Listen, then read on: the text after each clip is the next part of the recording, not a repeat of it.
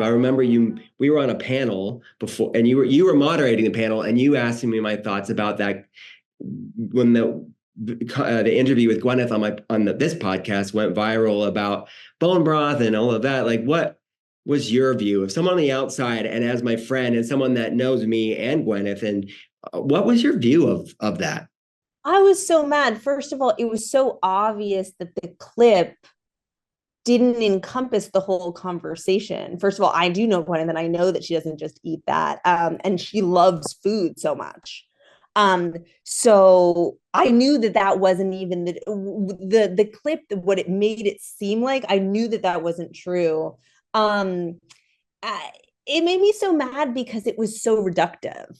It made it. And the other thing that I really didn't like is that, listen, I think it's really cool when someone like Gwyneth is going to share what she does. Again, you can take that for what it is, and you can be like, this part is like cuckoo crazy, and I never want to do that. Or you could be like, ooh, that's actually cool. And maybe I would put my own spin on that. And so I think that when you attack people for sharing what they're doing, in no way, shape, or form were you or she saying, this is what you must do. If you want to feel good and you want to look like me, then the only way to do it is to do X, Y, Z. She was simply sharing some practices. And so I think that if you make people like that feel like crap for sharing what they're doing, they're going to stop sharing. And I think that, listen, I think that if you're in the public eye, you don't owe anyone anything in terms of what you're doing and all that. But I will say that it is very helpful when people are willing to share the things that they're doing, because for every one of those interviews, there's 10 million others of like,